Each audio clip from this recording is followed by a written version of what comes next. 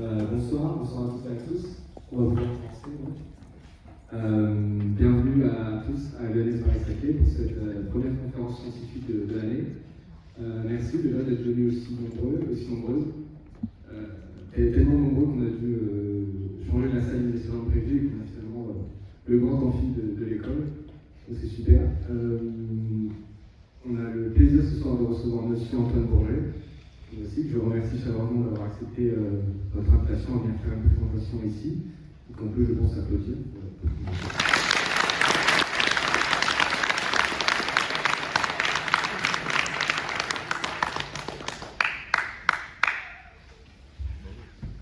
Donc avant de lui laisser la parole, je vais faire une courte présentation de M. Bourget.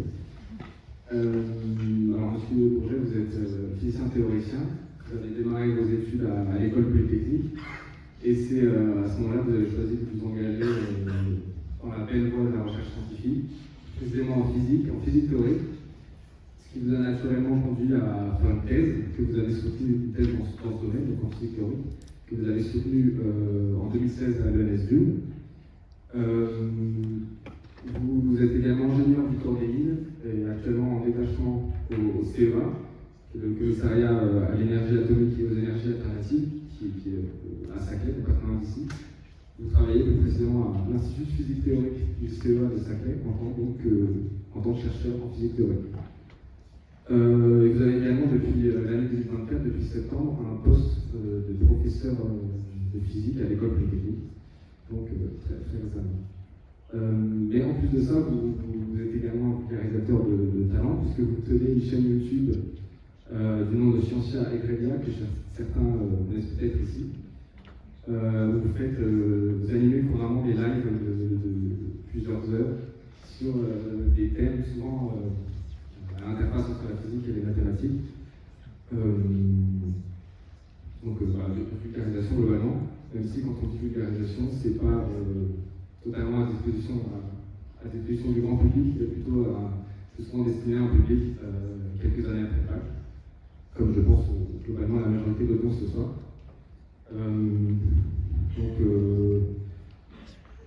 Donc voilà.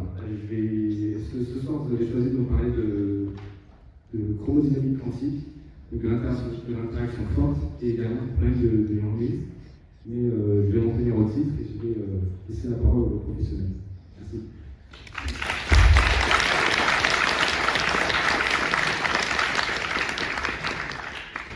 Merci, vous m'entendez bien? Donc merci pour cette invitation, introduction, biographie, tout ça. Et donc, oui, merci d'être venus si nombreux, effectivement, passionnant, un grand topic. Pour entendre parler de l'interaction forte et de l'obscur problème de Young-Mills.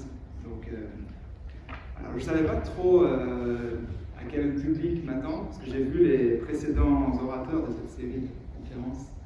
Et c'était très différent de ça. J'ai préparé quelque chose, il y a sans doute beaucoup trop. Mais voilà. S'il y a des questions très urgentes, je pense que s'il n'y en a pas trop, on peut les prendre pendant la conférence. Et si on voit qu'il y en a trop, c'est gentil, dans ce cas, je pense à la fin. Voilà, si vous avez s'il y a des choses vraiment pas claires que je dis, il vaut peut-être mieux m'interrompre avant que ça devienne complètement obscur. Et donc voilà, le début devrait être accessible à tous, donc disons avec connaissent un petit peu la physique et tout ça, et puis après ça va se corser un petit peu, donc on va voir où on arrive. Donc, ce sera surtout de la physique, mais je me suis dit, bon, quand quelqu'un m'a invité, je me suis dit de quoi est-ce que je vais parler, et c'est vrai qu'on parle souvent de ces problèmes de millénaires en maths, en général tout le monde avec un petit peu de culture mathématique sait qu'il y a 7 problèmes qui en 2000 ont été choisis comme étant parmi les plus importants à essayer de comprendre pour le millénaire à venir. Et alors ces problèmes, vous les connaissez sans doute, l'hypothèse de Riemann, etc., la conjecture de Poincaré.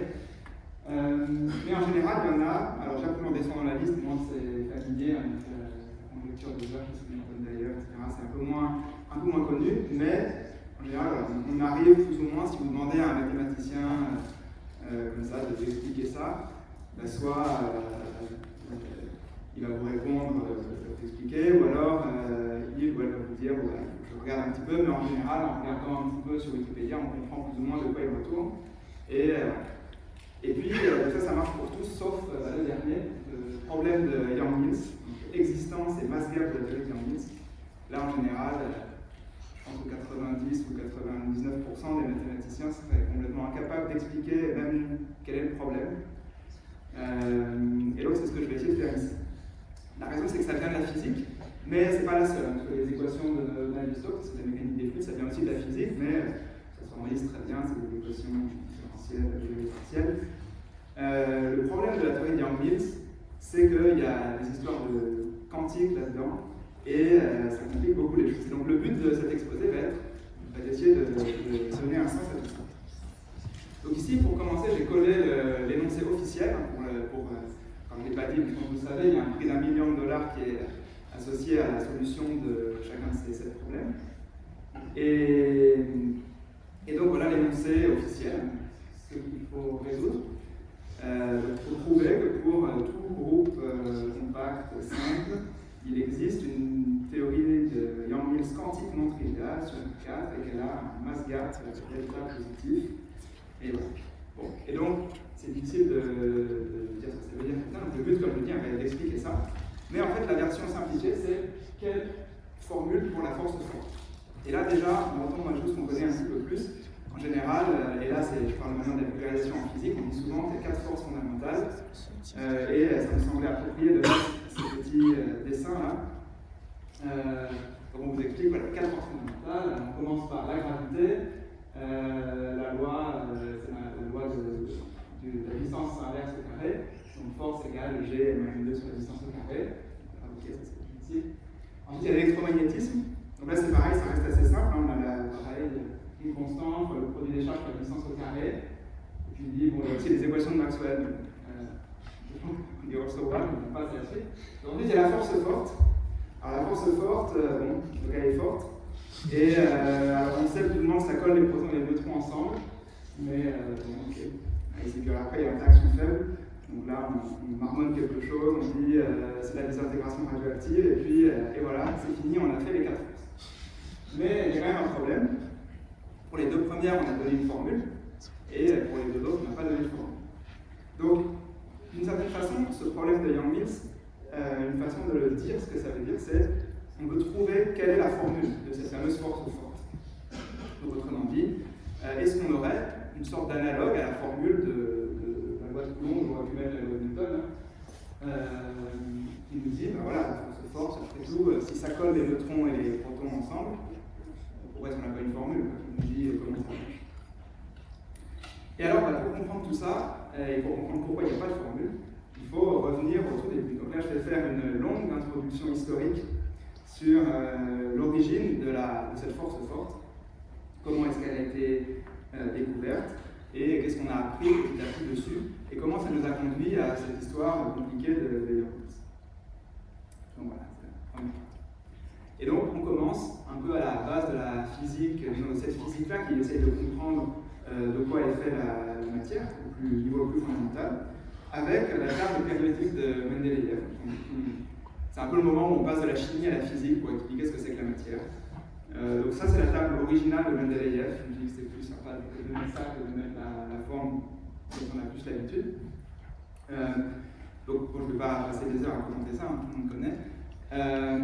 Mais l'idée, c'est quand même de faire une table périodique, c'est-à-dire on essaie d'identifier les éléments qui forment la base de la chimie. Donc on a le carbone, l'azote, etc. Et puis, il ne suffit pas de faire une liste, il faut essayer d'organiser cette liste, parce que finalement, une liste, ça n'a pas beaucoup de structure. Et donc, on fait une table périodique, ça revient à la ligne à intervalles réguliers, et les éléments qui sont dans une même colonne vont avoir des propriétés chimiques similaires. Et ça permet de faire même des prédictions. Par exemple, si on sait que le carbone se lie avec les autres atomes d'une certaine façon, bah, peut-être que ceux qui sont dans la même période vont se lier de la même façon. Voilà, par exemple, le carbone. Voilà, donc ça c'est la tâche de Mendeleïev. Et alors, on est là au 19e siècle, et on se dit que c'est quand même génial, parce que toute la complexité de la matière elle peut être réduite finalement à cette table. On a un certain nombre d'éléments, une cinquantaine, et puis on peut tout construire à partir de ça. Donc, très bien.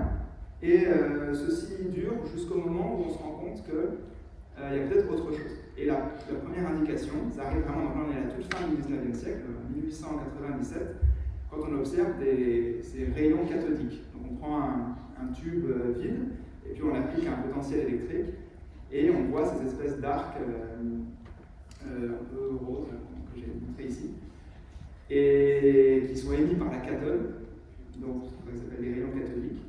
Et en 1897, Thomson démontre que ces rayons, eh bien c'est un peu plus que des rayons, c'est des particules chargées, parce qu'on met un champ magnétique, ça va se mettre à tourner. Et manifestement, ça ne rentre pas dans la classification des éléments, c'est un tube vide, donc il doit y avoir autre chose. Donc c'est la première indication qu'il y a peut-être des choses subatomiques, ce qui est un petit peu paradoxal, c'est qu'on appelle l'étymologie du mot atomique, mais plus petites que les atomes. Donc finalement, les atomes ne sont peut-être pas vraiment les atomes.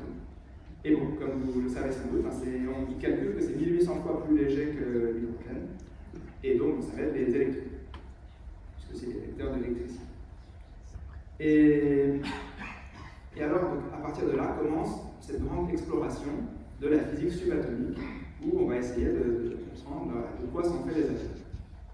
Et l'idée, c'est de se dire peut-être que finalement, les atomes sont faits de choses plus petites, mais qu'on va pouvoir classifier. On a peut-être une autre table plus ou moins périodique, et puis voilà, on comprendra ça.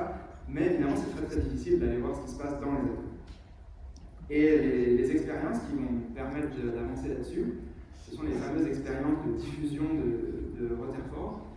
Alors on dit souvent ces expériences à lui, alors en fait c'est pas vraiment lui qui les a faites, mais c'est juste qu'il était le chef d'un gros labo, et puis son nom un petit peu à tout ce qui était fait là-dedans. Et alors, il a permis de tester si la théorie de Thomson, donc Thomson se disait, donc, on a ces électrons qui sont arrachés de la cathode, donc on a une espèce c'est le plum pudding, on a une espèce de matrice dans laquelle les électrons sont insérés, comme des raisins dans un cake, et si on met un potentiel suffisamment fort, on les éjecte. C'est le modèle qui est à gauche. Et sauf que, si on envoie des particules alpha, donc on sait maintenant que ce sont des noyaux d'hélium, des particules qu'on arrivait à émettre à l'époque, et qu'on envoie ça, si c'était le modèle de Thomson, on s'attend à ce que, on envoie ça sur une feuille d'or, c'est ça l'expérience originale, on s'attend à ce que c'est ce qui est dessiné là en dessous, on s'attend à ce que les particules traversent et ne soient pas trop déviées.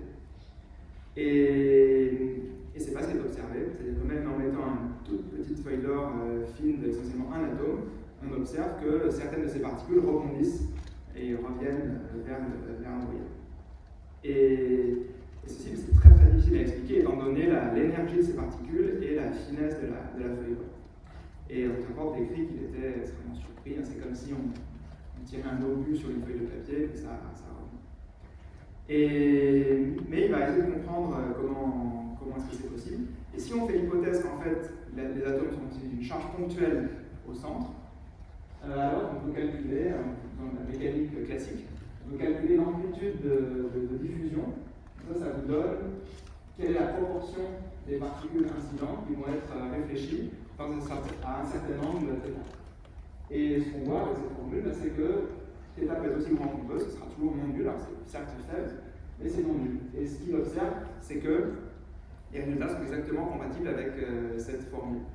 Et par conséquent, il en déduit qu'en réalité, c'est l'inverse du modèle de Thomson, c'est que toute la charge est en fait ponctuelle à l'intérieur de ce qu'on va appeler le noyau. Alors, donc si on fait un petit résumé des modèles des atomes, on est parti on supposait que les atomes étaient sphères, et puis ensuite on a cette sorte de sphère mais avec des électrons négatifs, et puis en fait finalement la charge positive elle est concentrée au milieu, et les électrons sont autour, et on imagine comme des planètes qui tournent autour du noyau, avec la force d'attraction électrique, ça marche assez bien, sauf que comme vous savez sans doute, faire quelque chose d'aussi simple ne fonctionne pas, parce que les électrons rayonnent, vont perdre de l'énergie, vont s'écraser sur le noyau extrêmement rapidement. Mais la mécanique quantique vient à la rescousse, et on va avoir des orbites comme ça, avec ce modèle de Bohr, Mais bon, mon but ici n'est pas de refaire toute l'histoire de la structure de l'atome, c'est plutôt de se concentrer sur ce noyau. Parce que, évidemment, pour l'instant, aucune force autre que l'électromagnétisme n'a été utile. Hein, cette formule-là se démontre uniquement à partir du potentiel en 1 sur 1. C'est la physique classique. Et alors, évidemment, maintenant, oui, là j'ai dessiné charge positive au milieu et négative autour. Donc étant donné ceci, les physiciens commencent à regarder les atomes et ils observent un pattern qui semble un petit peu curieux. Alors, pour nous, c'est pas du tout curieux, mais ils regardent tous les éléments. Les éléments sont triés par ordre de leur charge et de leur masse. Et donc leur charge, on voit que ça augmente bien tranquillement, 1, 2, 3, 4, 5, 6, 7, 8, 9, 10. Et la masse, par contre, augmente pas linéairement, 1, 4, 7, 9, 11, 12, 14, 16, 19, 20. C'est un petit peu curieux, mais c'est des nombres entiers.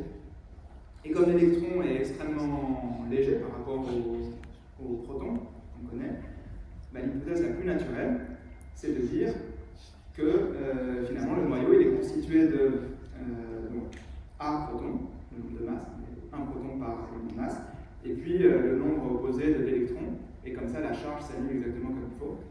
Et voilà. Finalement toute la matière n'est constituée que de protons et d'électrons. Et la preuve de ça, elle est assez évidente. Donc déjà, il y a ce tableau de masse, mais il y a aussi le fait que si on a certains noyaux d'atomes, ils peuvent se désexciter en émettant un électron, et tac, ils changent leur Z sans changer le A. Et ça, c'est exactement compatible. Évidemment, on voit un électron qui sort, donc on se dit, bon, c'est qu'il y avait un électron dedans. Donc finalement, c'est assez naturel d'imaginer que le noyau, il renferme tous ces électrons. Mais, très vite, cette explication-là, on va se rendre compte qu'il y a quelques problèmes. Et les problèmes viennent de cette histoire de mécanique quantique qui se développe. Là, on est vraiment à la même époque, on est dans les années 1910, début des années 1920, et on commence à se rendre compte qu'il y a d'autres propriétés qu'on a peut-être oublié de regarder. Déjà, la mécanique quantique, la théorie quantique des champs, commence à nous faire comprendre qu'il y a des transitions, donc c'est pas parce qu'on voit des électrons sortir qu'ils étaient dans le noyau. Ça, c'est très très bizarre, hein, parce que en chimie, tous les éléments sont circuitants. Si on a une molécule avec du carbone et de l'oxygène, et qu'on la casse, qu'il y a de l'oxygène qui sort, ça veut dire qu'il y avait de l'oxygène présent. Ça, c'est différent. En physique des particules, on commence à se rendre compte que c'est peut-être pas le cas. C'est pas parce qu'il y a des électrons qui sortent qu'il y avait des électrons dedans. Et puis, le principe d'incertitude, d'Eisenberg, dit que c'est quand même très difficile que des électrons, avec leur masse, soient confinés dans le noyau. Et puis, le spin, qu'on commence à comprendre dans les années 20, montre que ça ne colle pas vraiment. On a l'addition des mouvements cinétiques et ça n'a pas l'air possible que le spin, disons, des éléments ne colle pas avec la parité qu'il faudrait s'il y avait un certain nombre de protons et donc toutes ces pistes-là vont finalement conduire à postuler l'existence, en plus du proton, d'une version neutre du proton, le proton neutre, on appellera le neutron. Et finalement, le neutron sera effectivement découvert par Curie et Joliot, Irène Joliot-Curie et Frédéric, pas très loin d'ici, là, on sait. Et alors, ils sont. L'histoire a fait des tours parce que donc ils l'ont découvert, mais en papier, ils disent quand même pas vraiment que c'est le proton neuf, ça paraissait quand même un peu saugrenu, et donc finalement, on l'attribue en général à Chadwick qui a fait l'expérience juste après. Et en tout cas, voilà. En quelques mois, le consensus se forme et il y a un neutron. Donc finalement, notre liste des particules élémentaires devient neutron, proton, électron. Et en général, la vulgarisation, elle s'arrête là. C'est-à-dire qu'avec ça, c'est bon, on explique à peu près tout ce qu'il y a à expliquer. On explique les atomes. Donc maintenant, on a ce joli dessin qu'on voit dans les livres en collège. Les protons, les neutrons et les électrons qui sont neutrons. Sauf que donc, maintenant, il va falloir reparler de cette histoire de force. La force qui fait tenir les électrons en orbite, bon ben là on comprend bien, c'est des électrons négatifs, les protons positifs, ils s'attirent, très bien, donc ça va tenir.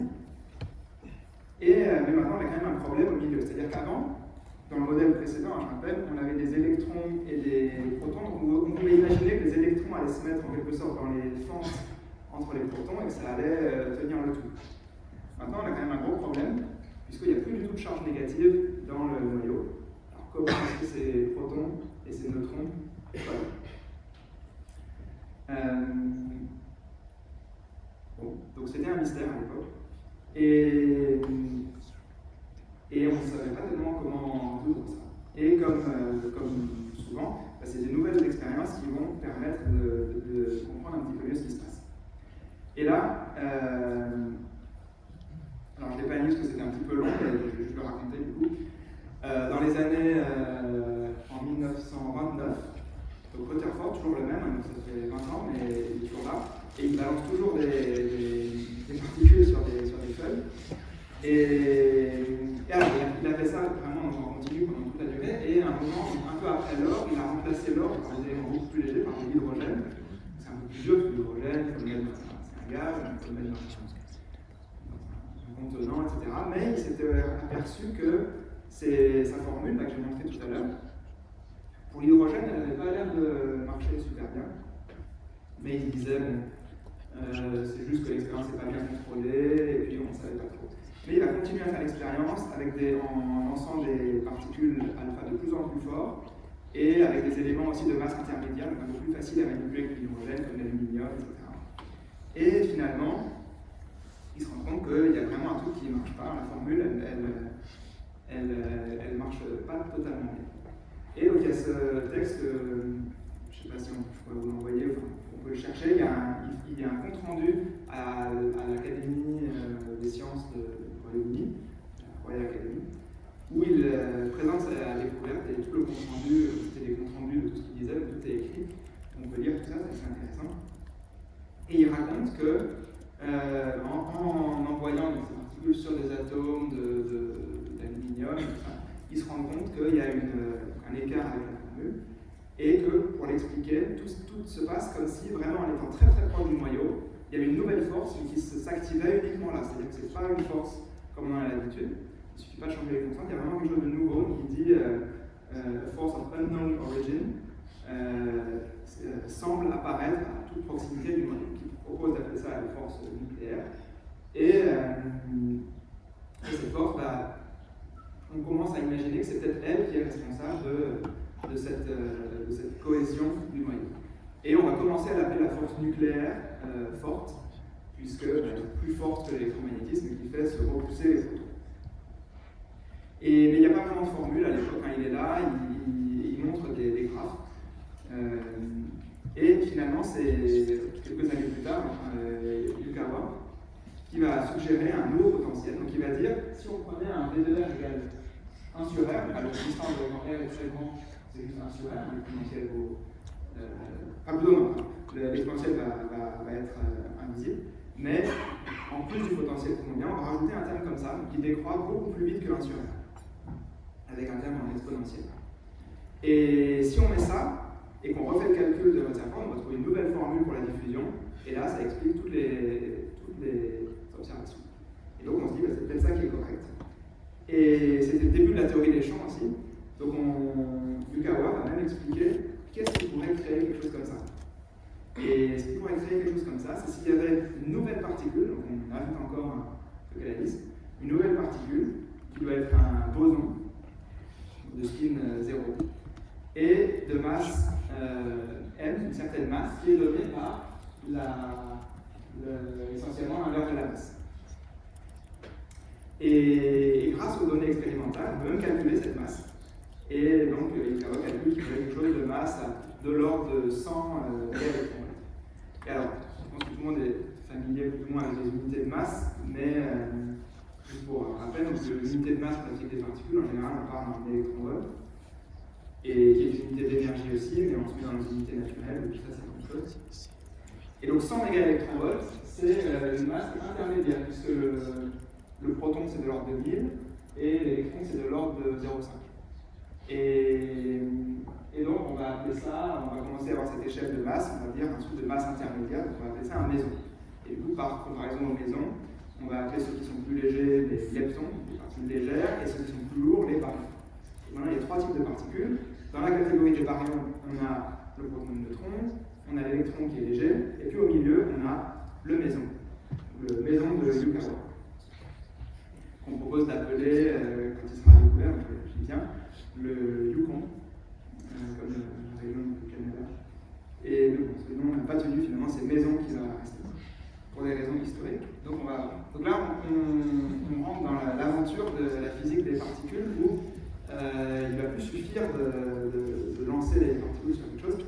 falloir utiliser des sources d'énergie un petit peu plus fortes. Et ces sources d'énergie, c'est les rayons cosmiques.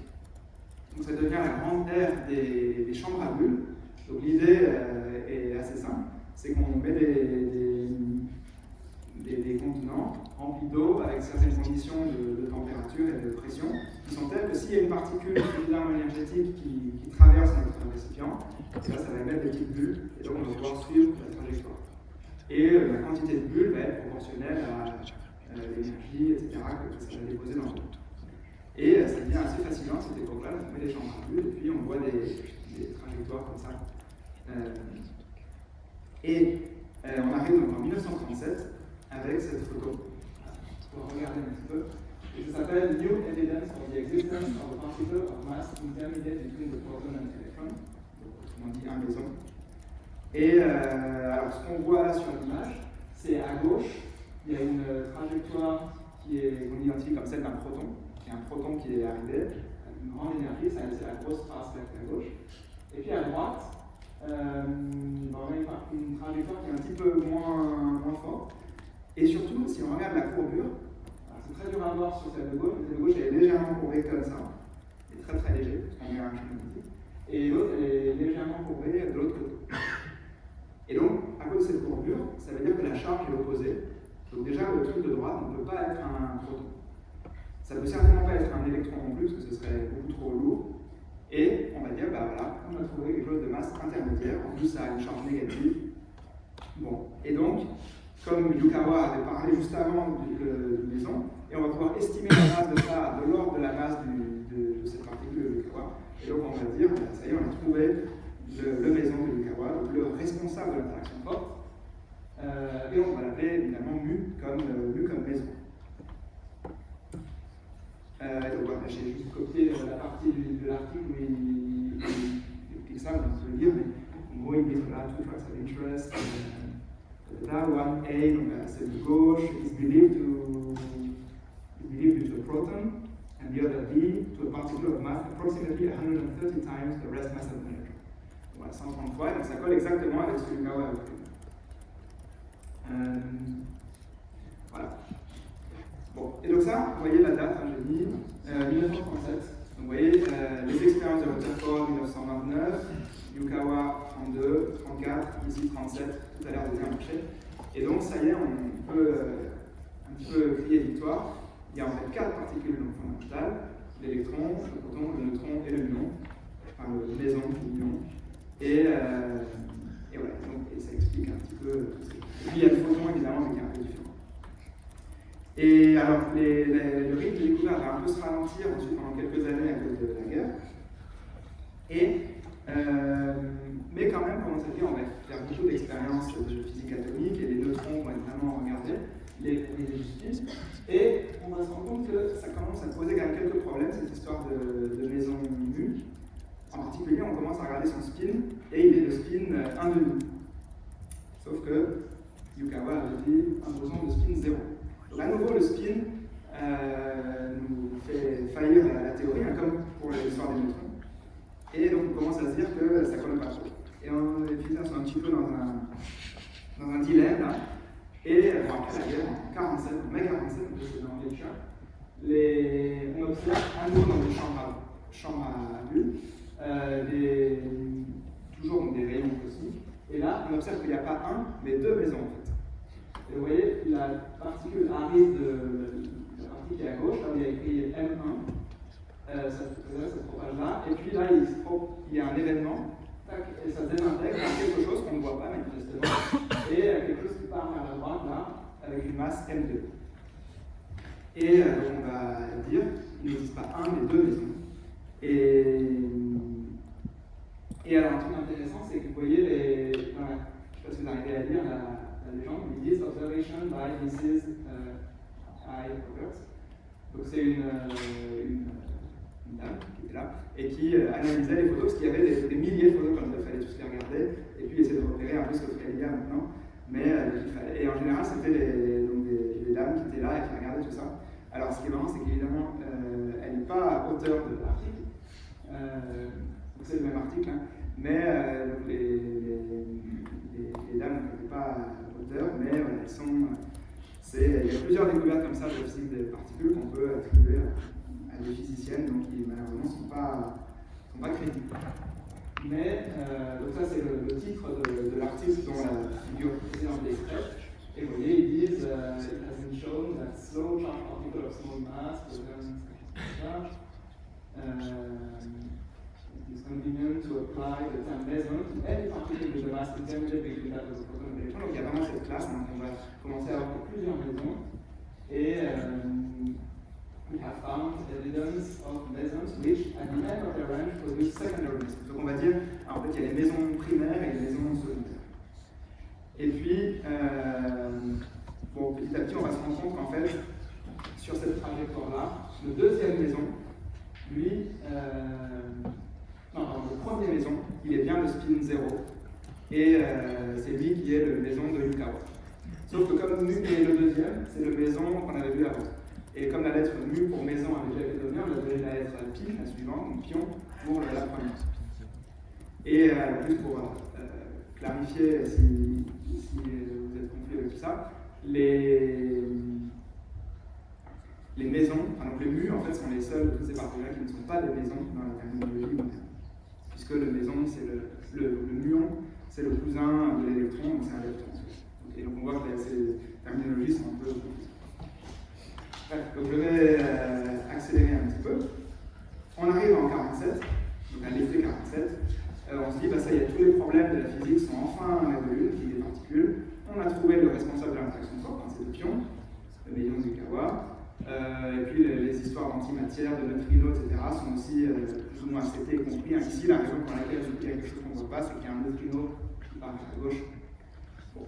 Et donc on se dit, ça y a plus de problème à la question. Sauf que, évidemment, c'est jamais le cas. Dès décembre, quelques mois après, un nouveau maison, donc un troisième, qu'on va appeler le caron, est observé et il se désintègre en pion. Et puis donc, je vais un petit peu accélérer parce qu'on en trouve encore une version chargée du caron. Et puis ensuite on va appeler ça le l'état, et puis le phi, et puis ça continue.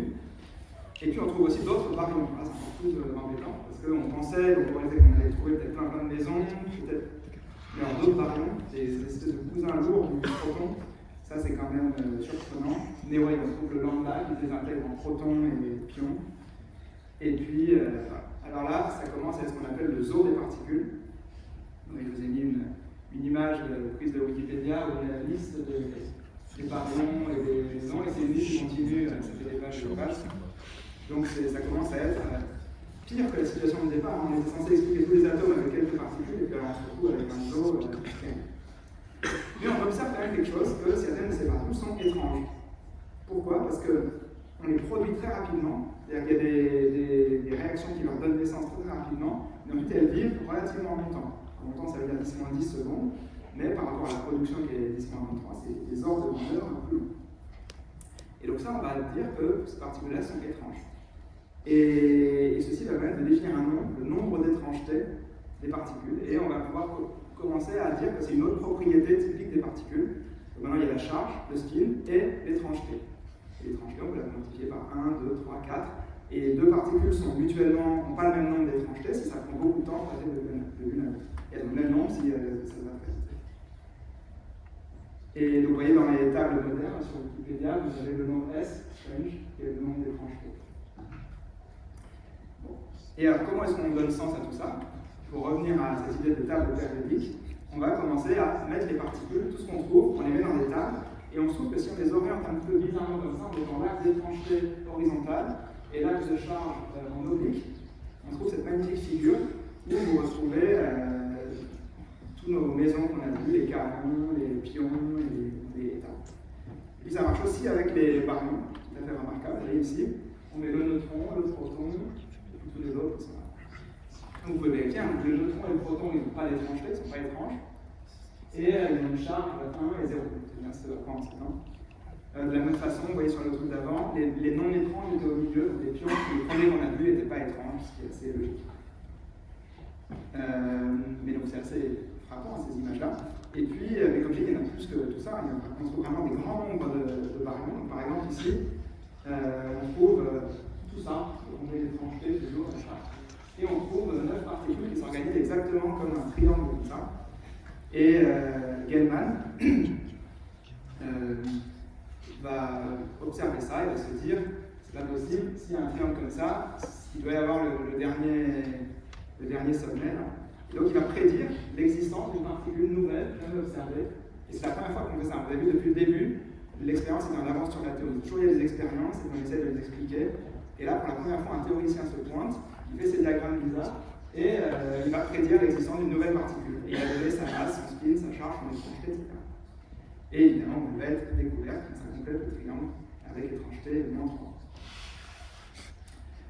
Donc toutes ces choses-là, c'est cette technique de mettre les particules selon l'étrangeté et la charge sur ces diagrammes, c'est ce qu'on va appeler la voie octuple, the eightfold way. Ça s'explique par le fait qu'il y a 8 points là-dedans dans ces diagrammes. Et on verra pourquoi elles existent.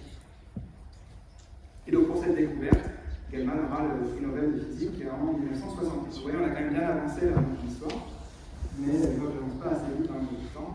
Et donc là, c'est assez schématique, mais en gros, à gauche, c'est la déviation à la loi de Rutherford, qui correspondrait à la ligne qui donne le nombre de comptes en fonction de l'angle. Cette déviation, elle a montré qu'il y avait une structure à l'intérieur de l'atome, c'est-à-dire qu'il y avait une force nouvelle. De la même façon, en faisant la même chose à des énergies beaucoup plus élevées, on va se rendre compte que le proton lui-même, en fait, c'est pas juste un point, il y a aussi une sous-structure. Et donc, il y a des choses encore dedans. Là, c'est la catastrophe parce qu'on pensait classifier les particules élémentaires, et finalement, il y a encore une échelle en dessous avec des particules encore plus élémentaires. Et donc, je pense que c'est Gell-Mann qui va leur donner le nom de quarks, qui est un nom qui vient d'un livre pour enfants, je crois, où on dit des trucs bizarres, ça s'appelle quarks. Et ce qui est très très beau, c'est qu'on va pouvoir expliquer ça. On va dire, en fait, il existe 3 types de quarks. Alors, on va les appeler U et D, donc up et down, et puis étrange, strange. Et alors, s'il y a 3 quarks comme ça, et qu'il y a aussi des antiquarks, qui correspondent à toutes les charges sont inversées, on va les dire qu'il est inversé. Et alors, si on dit qu'on va considérer des particules faites avec 2 quarks, vous pouvez additionner les vecteurs là-dessus de toutes les façons possibles, et vous allez trouver l'hexagone qui est montré à droite. Et donc on se dit que si on met 2 quarks, donc ça commence à devenir un peu technique, mais on met 2 quarks de U, D, S et un quark et un antiquark, alors ça va créer exactement le contenu en quark qui permettrait d'expliquer ce qu'on appelle un offset, qui est le 8 points, la voie octuple. Je ne sais pas si c'est clair, si vous additionnez tous les points là-dedans, vous allez trouver la somme de 2 triangles, la somme des microstyles de 2 triangles, c'est un hexagone. Et il y a 3 points au milieu qui correspondent à 3 fois où on ajoute les trucs dans le sens. Et alors, du coup, bon, il y a une nouvelle charge, cette histoire d'étrangeté. Finalement, on va lui donner un nom, j'allais dire plus sérieux, mais moins sérieux. On va d'étrangeté à saveur. On va dire, en fait, les quarks qui viennent en 3 saveurs. Il y a la saveur haute, la saveur basse, et puis la saveur étrange, qui a pour nom d'étrangeté 1. Et puis le U et le D, pour que ce soit cohérent avec nos axes qu'on avait pris de façon diagonale, vous vous rappelez, il faut que le U soit chargé avec charge plus 2 tiers, et le D et le S, tous les deux ont moins 1 tiers. Ils sont alignés selon l'axe. Et les anticorps ont une charge de positive. Alors, c'est une explication qui est magnifique. Et donc on se dit, bon, très bien, il y a des quarks, on n'a pas observé, mais on observe quelque chose. Et puis en faisant ça, ça a l'air déconner. Sauf que, je me rappelle que tout à l'heure, on avait vu qu'il y avait ce genre de truc. Ce genre de truc, je n'ai pas mis la table, mais vous pouvez l'obtenir en mettant 3 triangles, tous dans le même sens. Si vous prenez 3 triangles tous dans le même sens, vous additionnez, ça fait un grand triangle de côté 3. Et donc ça voudrait dire que si ces particules-là sont composées de 3 quarks. 3 quarks et tous des quarks, pas d'antiquarks. Et sauf que, alors si on regarde le delta plus qui est tout en haut à droite, il faudrait additionner 3 fois le quark U, et donc il serait composé de UUU. Mais le principe de Pauli, tout ça c'est des fermions, c'est des spin-and-me. Le principe de Pauli nous dit qu'on ne peut pas faire ça, on ne peut pas mettre 3 particules de spin-and-me dans un seul espace très confiné. Et donc ça ne marche pas. Et alors, pour résoudre ça, on va dire, oh, ok, on a parlé de la saveur, il y a 3 saveurs, mais on va aussi dire qu'il y a 3 couleurs. Comme ça, pas de jaloux. Donc non seulement les quarks ont des saveurs, mais ils ont des couleurs, donc rouge, vert et bleu. Et alors comme ça, c'est-à-dire on résout le problème d'avant, là c'est vraiment artificiel, on va dire qu'en fait il y a 3 U, mais il y en a un bleu, un rouge, un vert, comme ça on est tranquille.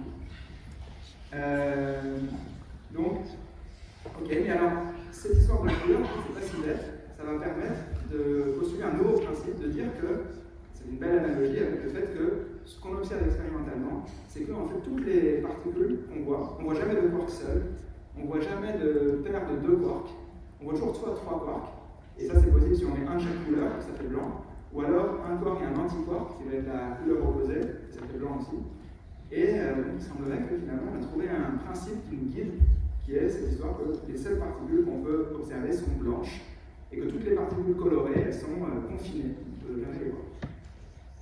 C'est l'histoire de confinement des groupes.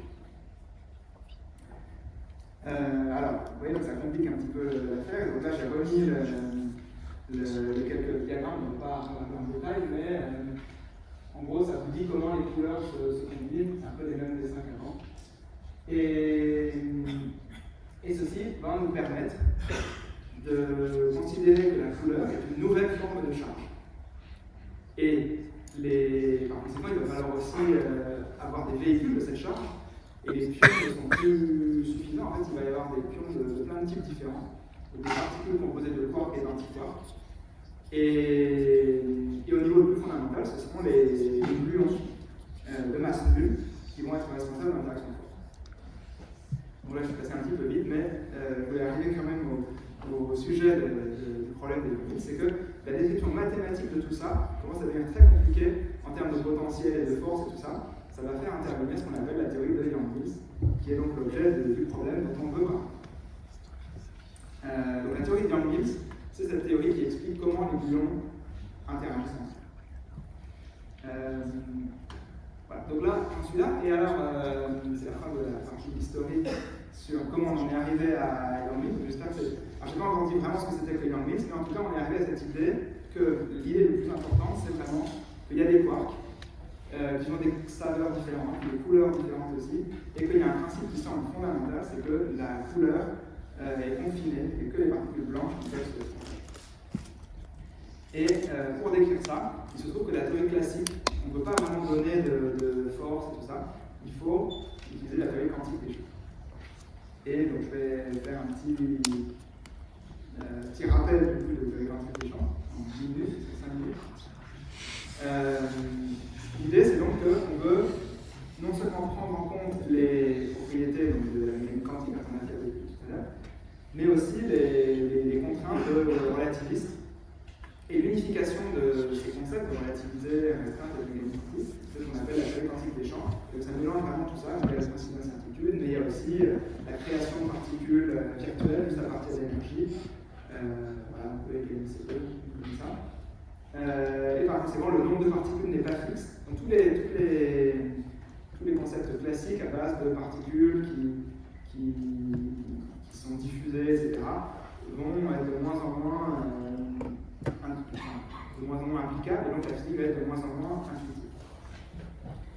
Alors, la théorie quantique des champs, comme son nom l'indique, c'est une théorie des champs à la base, et cette histoire de théorie des champs, finalement, à l'époque, c'était un petit peu nouveau de vouloir appliquer ça à toutes les particules, mais il y avait une théorie des champs qu'on connaissait quand même depuis très longtemps, qui était l'électromagnétisme. Moi, je passe un petit peu vite sur les choses que tout le monde connaît, les équations de Maxwell qui donnent l'évolution des champs électriques et magnétiques, parmi les équations de Maxwell. Mais le truc important, c'est que il y a des divergences, etc., il y a des fonctionnels. Et le truc important, c'est que les équations de Maxwell, on peut en résoudre deux. Donc la divergence de B égale 0, on peut le résoudre si on dit que B c'est juste un rotationnel d'un certain truc. Puisqu'une divergence d'un rotationnel, c'est toujours 0. Et puis une fois qu'on a introduit ça, alors on met ça dans la relation de bas à droite, et on voit qu'on peut résoudre aussi pour E en termes du gradient d'un autre champ. Et si on fait ça, on a résolu la les dernière, on a deux équations de duo, qui vont donner des sortes d'équations d'onde sur les ensembles. Et ce qui est important, c'est que cette description elle est redondante. On aurait pu changer le phi par une fonction, n'importe quelle, la dérivée de n'importe quelle fonction par rapport au temps, pourvu qu'on change aussi la description de A par un A. Donc j'imagine que vous avez dû voir ça déjà, c'est pour ça que je vais assez vite. Et c'est ça qu'on appelle l'invariance de jauge. Et à l'époque, on se dit, au XIXe siècle, on se dit, c'est sympa, c'est une petite astuce, ça permet de choisir en gros, on a la liberté de choisir alpha comme on veut pour simplifier les calculs. Et bon, on peut reformuler ça en termes relativistes, pour faire un peu plus concis, on va avoir des vecteurs surtout. Les courants de source de charge, ça, on va mettre ça dans un vecteur. Les potentiels aussi, on va mettre le potentiel scalaire, le potentiel vecteur, on ne met pas dans un code vecteur. Et alors, le champ électromagnétique devient juste un tenseur, comme ça le F mini, qui obtient à partir des dérivés de ce champ AM. Et alors, les équations de Maxwell, qui avaient l'air compliquées si on a inscrit avant, deviennent quelque chose de tout simple. Il suffit d'écrire un Lagrangien, qui est là. Et si vous avez un Lagrangien, pour ceux qui ne savent pas, c'est juste un objet mathématique qui permet on met dedans tous les ingrédients de la théorie, tous les champs, etc., les sources, etc. Et puis en plus, il y a une machine, les équations de Euler-Lagrange, qui nous donne les équations d'évolution. Et puis si vous faites ça sur ce Lagrangien, ça vous donnera les équations de Maxwell. Et dans ce cas-là, l'invariance de jauge, elle dit qu'à ce A, qui est le potentiel, on peut ajouter n'importe quelle dérive. Et on comprend aussi à cette époque-là, on a bien compris qu'en les années 50, que ce champ A, c'est lui vraiment qui est à la base de la physique, de la théorie quantique des champs, et il est quantifié, c'est les hypothèses d'Einstein, et les quantas sont des fautes. Donc, je sais que je vais passer un petit peu vite sur tout ça, mais le but est juste de voir l'image générale. Vous voyez, on a une théorie des champs, et on peut l'écrire avec ce joli Lagrangien qui est là, et on a cette invariance de jauge.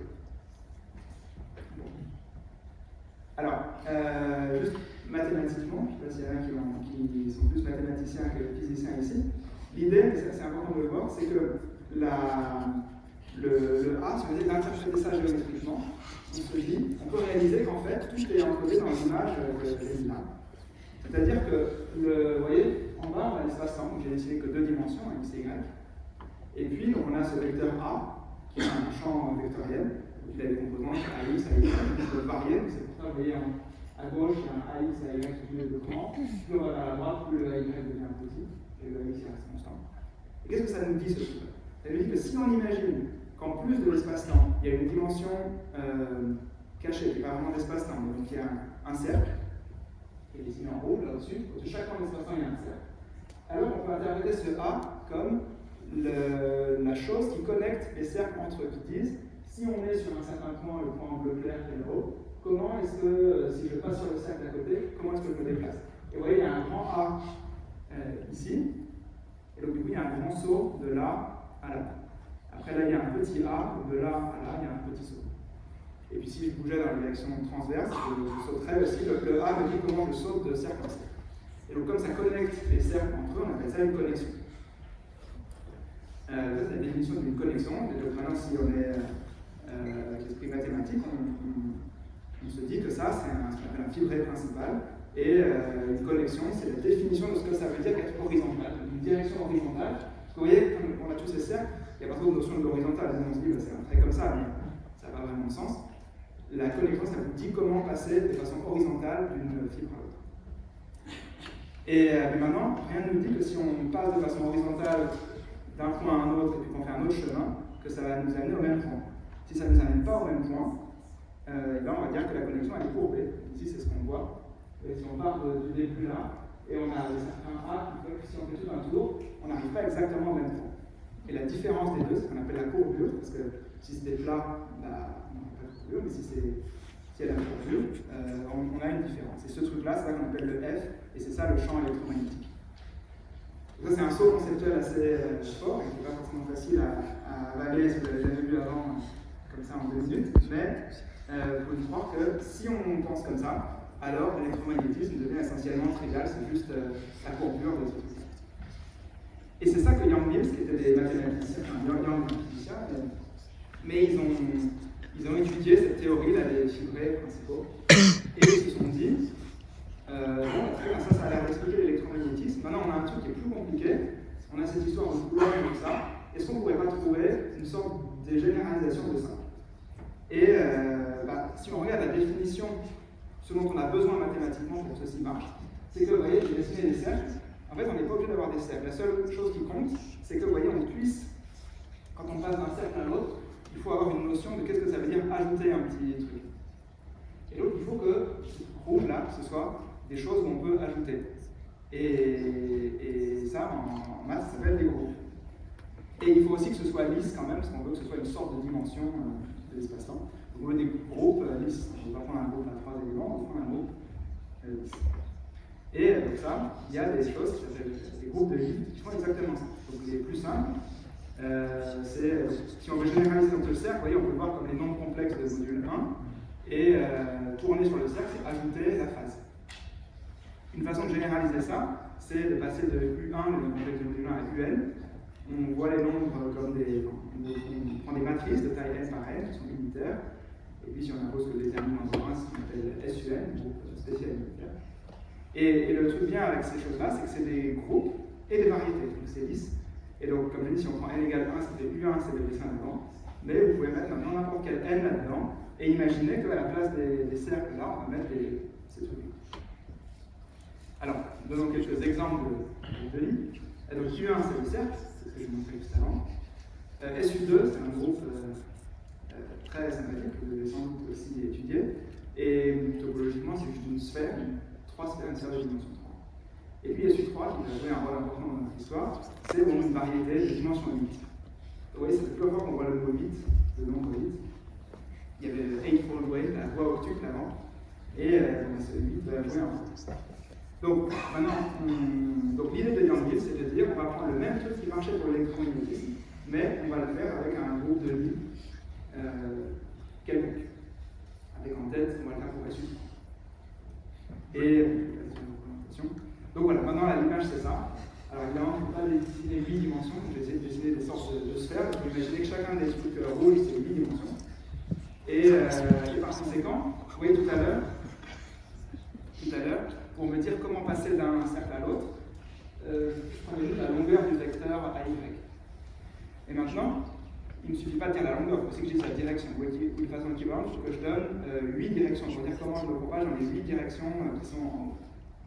Et donc, maintenant, les A, vous voyez, ils ont un autre indice, ici, petit a, qui va de 1 à d, la dimension du groupe de jauge, mais donc ici, 8.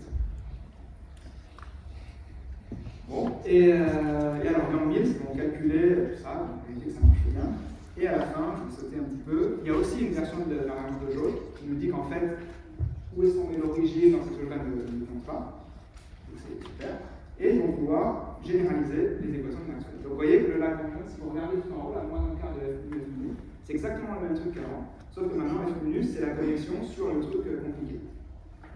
Et la seule différence, c'est que si on regarde vraiment la formule qui relie F nu avec les A, connexion, il y a un truc différent. Vous voyez, il y a des mu, N nu, machin, si vous vous rappelez, c'est le même truc pour l'électromagnétisme. Mais maintenant, il y a un nombre ici, G. Il faut un truc. Et ça, c'est juste un nombre. On peut mettre 1 si on veut, 3, pi, c'est un nombre, sans unité. Pour que ce soit homogène, c'est sans unité. C'est ce qu'on va appeler la constante de couplage. Et ce nombre-là, il est absolument fondamental. C'est ça que Yang-Mills ont vu, ça sort juste des équations, comme ça. Et ça implique en particulier que si ce G vous le mettez à 0, alors la théorie devient non interagissante et c'est pas ce qu'on voit physiquement. Puisque ce G, en quelque sorte, c'est la force de la force forte. Donc en particulier, ça doit être pas trop petit, parce que sinon, ça serait pas fort. Donc il faut mettre un G, je sais pas, 10 ou 100, quelque chose comme ça.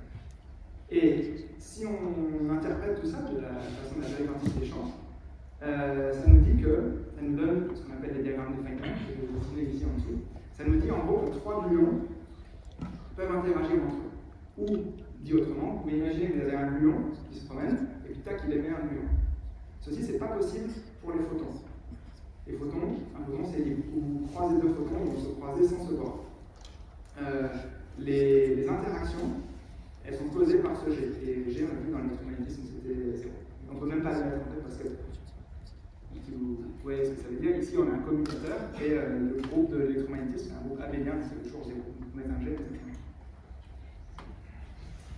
Voilà, donc ça, c'est la théorie des Yang-Mills. Donc, pour résumer, j'espère que je vais faire avec tout le monde. Pour résumer, on a une construction mathématique qui est l'analogue de ce qui marche pour l'électromagnétisme, juste en étant un groupe plus compliqué. Et on tourne la manivelle et on obtient une théorie qui contient un certain nombre de particules qui véhiculent cette nouvelle interaction. Combien? C'est l'indice que j'ai mis là, autant que la dimension du groupe, donc 8 ici. Et vous vous rappelez, ça colle avec l'hexagone. L'hexagone avec 2 points au milieu. Donc ça fait 6 plus 2, 8. Et on a ça, et puis qu'est-ce qu'on a d'autre? C'est une théorie, il y a juste ça. C'est comme si on prenait l'électromagnétisme mais sans source. C'est juste des photons. Bon. Et donc, je veux vraiment insister maintenant sur quelque chose, c'est que le Lagrangien qui est là-haut, il permet de définir la théorie complètement. On spécifie le cours de jauge, on écrit ça, et le seul truc qu'il faut rentrer dans la machine, c'est G. Et G, c'est par exemple 80. Et donc cette théorie, vous voyez qu'elle est complètement invariante d'échelle. Il n'y a aucune notion d'énergie, de masse, de rien, tout ça. C'est une théorie invariante d'échelle. Et donc maintenant, on va donner ça, selon des tours. J'espère qu'on a compris maintenant ce que c'est à peu près que Yang-Mills. Donc c'est la théorie que j'avais écrite sur la slide d'avant. Et on peut regarder à nouveau l'énoncé du problème. On va comprendre un petit peu mieux. Donc maintenant, il faut prouver que pour tout groupe de jauge compact G, donc par exemple, on veut trouver qu'il existe une théorie quantique Yang-Mills. Bon, alors l'existence, pour les physiciens, ça existe puisqu'on l'a écrit avant. Je reviendrai dessus tout à l'heure. Mais la deuxième partie est que ça a un mass gap. Il faut que j'explique maintenant ce que c'est que l'histoire de mass gap. Donc, le mass gap, qu'est-ce que ça veut dire? Ça veut dire, si vous avez un système physique, une quantité fondamentale, c'est l'énergie. L'énergie en mécanique quantique, c'est un opérateur, le Hamiltonien, et qu'on peut diagonaliser, on trouve les valeurs propres, et ça nous donne les niveaux d'énergie du système. Et il y a deux possibilités. Il y a toujours un état de base, l'état d'énergie 0, je peux l'appeler 0 si on veut. Et puis il y a ensuite, qu'est-ce qu'il y a au-dessus?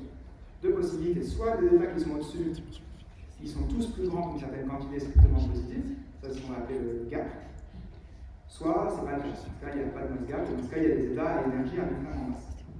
Donc si on regarde l'électromagnétisme, par exemple, ce que j'ai dessiné à gauche, il n'y a pas de mass gap, parce qu'il y a le vide.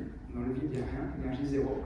Et si vous voulez un état où il y a une énergie 1 milliardième d'électronvolts, vous mettez juste un photon, E égale H nu, une fréquence très faible, et voilà, vous avez un état d'énergie aussi petit que vous voulez. Donc le mass gap pour l'électromagnétisme, c'est 0. Et c'est logique, puisque l'électromagnétisme, c'est invariant d'échelle. Donc il n'y a rien dans la théorie qui peut... Ce serait bizarre si on disait que le photon le plus petit qui existe, il est, je sais pas, il pèse 100 grammes, quelle masse que ce soit. Ce serait très bizarre. Sauf que ce qu'on demande de prouver pour Yang-Mills, c'est que c'est le cas. Donc on dit que pour Yang-Mills, cette théorie, il n'y a aucune échelle. Si je fais l'expérience, je dois trouver un mass gap. Donc par exemple, le premier, donc ça veut dire que j'ai le vide, donc c'est 0, et je prends le premier état excité, donc je mets le plus petit quantité possible de bouillon, quelque chose comme ça, et je dois trouver que ça a une énergie, une certaine masse, qui est, je sais pas, 50 grammes, quelque chose comme ça. Et c'est très très bizarre, parce que si on changeait le système d'unité, bah, comment est-ce qu'on le dit à notre Lagrangien qui ne contient aucune grandeur de dimension? Là, c'est le paradoxe, ça semble complètement impossible. Et pourtant, c'est vrai. Donc là, on a une énigme, et c'est ça vraiment le cœur de ce problème. Alors, ça fait 1 heure, je vais continuer un petit peu, pour arriver maintenant à la solution du problème. Maintenant, on a posé le problème, et on va essayer de comprendre d'où vient le mystère. Alors déjà, juste de façon intuitive, pourquoi est-ce que ça ne marche pas? L'argument que j'ai fait à gauche, c'est je mets un photon d'énergie extrêmement basse. Comme le photon est de masse nulle, il n'a aucune énergie de masse, donc il a juste un petit peu d'énergie cinétique, et donc ça marche. J'ai dit que les gluons étaient de masse nulle aussi. Pourquoi est-ce que je pourrais pas mettre juste un gluon de masse nulle et je mets une énergie vraiment très petite? Oui, parce que les gluons, ils n'existent pas isolés dans la nature? Voilà, c'est ça, les gluons, si on revenait sur mes dessins de tout à l'heure, ils ont, en quelque sorte, ils ont une couleur et une anticouleur, ils ne sont pas, et donc, ils ne peuvent pas exister, ils ne sont pas blancs, les gluons. Et donc, effectivement, on ne peut pas mettre un gluon. Donc, ce qu'il faudrait faire, c'est mettre un assemblage de gluons. Ça rend, on met 3 gluons, je sais pas, un truc comme ça. Et on espère que ça sera notre nœud. Sauf que, comme j'ai dit, à cause du jet, les gluons, ils interagissent. Et donc, si je mets 3 gluons ensemble, ils vont commencer à interagir, il y aura peut-être une énergie de liaison. Donc on comprend que la subtilité, elle se cache dans ces interactions, dans le G qui est là. Mais G, c'est un nombre sans unité. G, c'est par exemple 80. Comment est-ce que de 80, j'obtiens 50 grammes? Bon.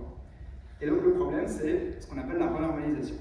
Et donc là, on rentre dans le cœur de ce que c'est que la théorie quantique des champs. Donc souvent, on dit, ceux qui ne comprennent pas, et c'est là, alors, en général, les mathématiciens, j'espère qu'il n'y a pas trop de mathématiciens qui vont regarder ça et être offensés, mais en général, ils s'arrêtent là. C'est-à-dire qu'ils disent, bon, qu'est-ce qu'ils ont compris, et on dit, c'est les filtres principaux, les projections, on comprend bien tout ça. Mais, bon, le mass gap. De toute façon, donc, comme je l'ai dit, il y a l'existence avant qui n'est pas prouvée mathématiquement, donc on se dit, bon, on ne se pose pas trop la question du mass gap. Mais donc, d'où vient le truc? Et souvent, ce qu'on entend, c'est qu'en théorie quantique des champs, on essaie de faire des trucs vraiment sérieux, on arrive à cette histoire de quantité infinie, et puis alors, il y a des règles, des espèces de recettes de cuisine. Dès qu'on trouve l'infini, on remplace par 0. Ou alors, enfin, on fait des trucs comme ça. Et ça, c'est ce que les physiciens des années 50 et 60 ont appelé la renormalisation. On trouve l'infini, bah, on renormalise, donc ça fait 0. Et puis, miraculeusement, si on ne se trompe pas trop, ça marche. Sauf qu'évidemment, ça n'a aucun sens mathématique. Et donc, à l'époque, et à raison, hein, on disait qu'on met les infinis sous le tapis, comme illustré magnifiquement ici. Et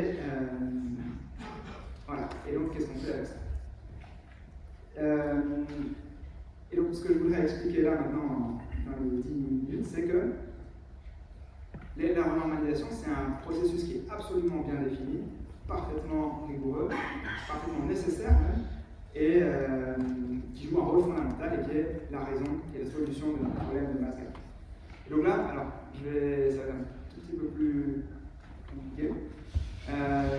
Mais on va prendre un exemple quand même pas trop compliqué d'une théorie scalaire. Donc on va oublier Yang-Mills pour l'instant, et on va supposer que dans l'univers, il n'existe qu'un certain type de champ, particules scalaires, il n'y a pas de spin et tout ça, et qui interagit, et il y a un G aussi. Donc le G, ça vous donne à quel point, quand il y a les deux particules qui arrivent, comme ça, elles repartent, à quel point cette chose-là est probable. Je note ça, c'est le diagramme de Feynman. Et alors, maintenant, si vous avez un processus où vous balancez deux particules, ici K1 et K2, vous balancez deux particules, et dans les accélérateurs, et vous voyez qu'il y en a deux qui ressortent, K3 et K4. Eh bien, les recettes de la théorie quantique des champs vous disent, vous devez construire, vous devez remplir le petit disque de la HML par tous les graphes possibles qui ont ces pattes-là. Donc, et en utilisant uniquement ce genre de matrices. Le truc le plus simple, on les connecte tous, et puis ça. Mais on peut aussi les connecter avec un point, mettre des flèches comme ça, etc. Et puis on continue comme ça, on a une infinité d'états. Et la théorie quantique des champs dit aussi une recette pour calculer chacun de ces graphes devient un nombre. On peut calculer avec une intégrale. Une recette comme ça, on peut trouver dans les livres. Et la théorie vous dit bah, voilà, il faut faire la somme de tout ça. Et le résultat, ce sera le truc que vous allez observer.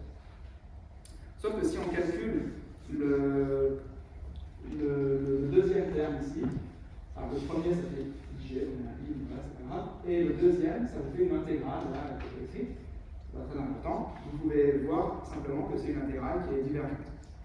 Donc ça fait l'infini, donc déjà on est coincé, donc évidemment tous les autres termes vont faire l'infini. On est mal là. Mais, c'est vrai, pourquoi est-ce que ça fait l'infini? Est-ce que c'est vraiment raisonnable physiquement que ça fasse l'infini? En fait, non, parce que si on regarde, l'infini, ça vient du fait qu'on se dit que quand on fait se collisionner deux particules, il y en a deux autres qui vont sortir, ils vont pour énergie K et grand K dans K. Ces deux-là vont se rencontrer et nous donner des particules. Et vous voyez que dans l'étape intermédiaire, les énergies peuvent être arbitrairement élevées. Je peux avoir quelque chose d'énergie 10 puissance 1000 joules, et pourvu que l'autre fasse moins 10 puissance 1000 joules, tant que la somme est au début, c'est bon. Et donc, cette intégrale, elle nous fait vraiment cette somme sur ça, sur tous les états intermédiaires possibles. Est-ce que c'est très raisonnable de prendre en compte que dans un processus où je lance juste deux particules l'une sur l'autre, est-ce que c'est raisonnable d'imaginer qu'il y a vraiment des particules d'énergie 10 puissance 1000 joules qui sont créées? Non. Puisqu'on n'a jamais vu de choses-là, donc on peut se dire, bon, on va croire la théorie uniquement dans les limites dans lesquelles on l'a testé. Donc on va dire, bon, jusqu'à, je sais pas, 1 gigaélectronvolt, on va la croire, puis après on parle. Et donc, cette chose-là, de paramétrer l'ignorance, c'est ça la normalisation. C'est de dire, au-delà d'une certaine énergie, qu'on appelle lambda, on arrête tout. On dit, on ne sait pas ce qui se passe. Et par conséquent, dans l'intégrale qui est là, il ne faut pas intégrer jusqu'à l'infini, il faut intégrer jusqu'à lambda, parce qu'après on ne sait pas ce qui se passe. Et évidemment, si on garde l'intégrale, du coup ça devient fini. Ça semble être une petite astuce, mais en fait c'est vraiment fondamental. Déjà, c'est comme ça qu'on a pu construire les théories. Si vous voyez toute l'histoire que j'ai faite au début, on est parti évidemment des échelles de plus en plus grandes jusqu'à de plus en plus petites, c'est-à-dire d'énergie de plus petite vers plus grande. Et les modèles marchent par empilement comme ça, par dimension. À chaque dimension est associé un modèle qui décrit bien la physique. S'il fallait, pour comprendre la table de Mendeleïev, s'il fallait déjà connaître les gluons, on n'aurait jamais réussi. Mais heureusement, il n'y avait pas besoin. Si on connaissait la physique jusqu'à la taille des atomes, ça suffisait pour obtenir les atomes, etc., à chaque échelle. Et donc, c'est pas du tout une astuce mathématique ou quelque chose, c'est juste on utilise ce qu'on a pu tester expérimentalement. Et alors là, bon, je vais peut-être passer un petit peu ici.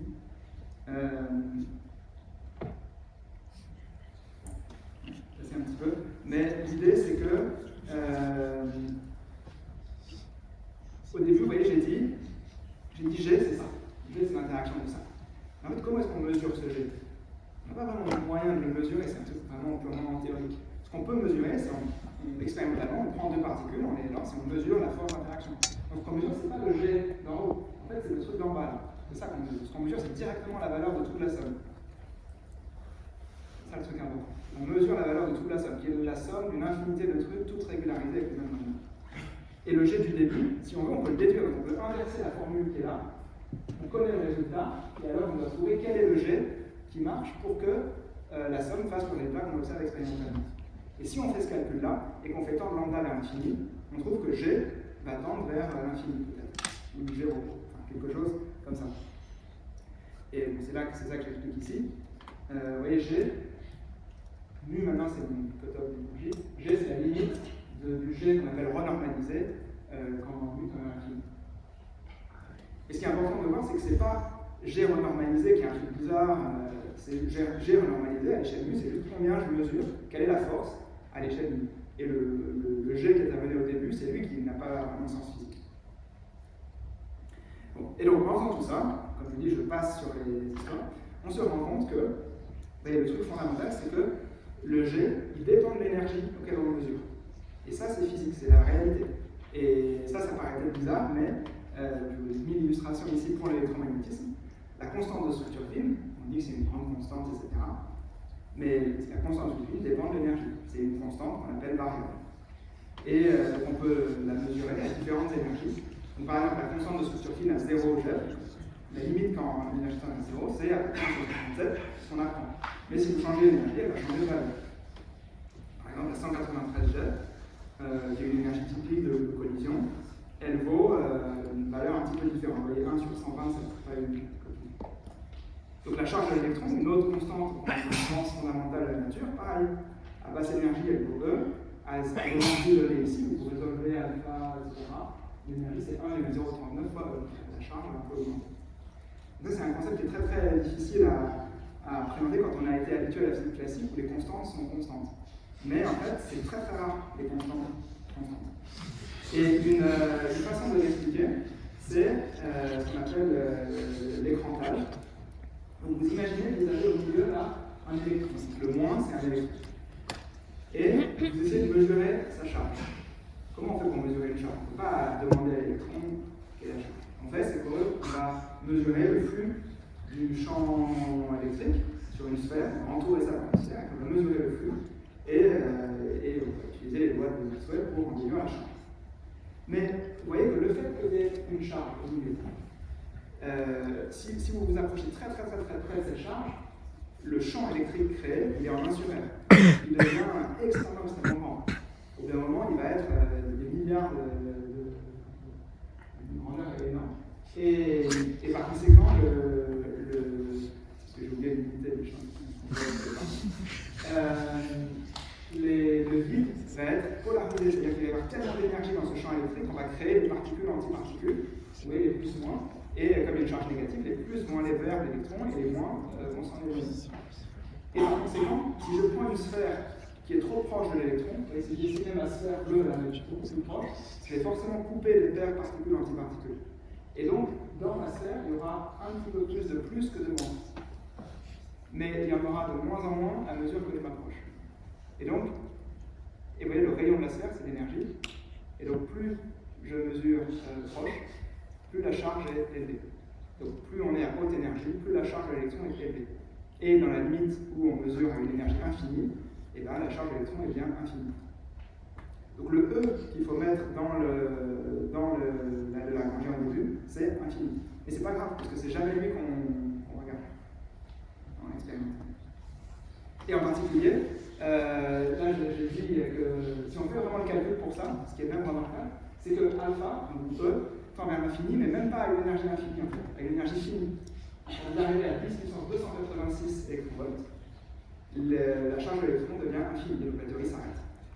Donc vous voyez, cette histoire de paramétrie ignorance est très importante, parce qu'en fait, ça peut même s'arrêter avant d'arriver à une énergie infinie. Ça peut s'arrêter à une énergie finie très très haute, mais infinie. Donc ça a été remarqué par Landau, ce qu'on appelle le pôle de Landau.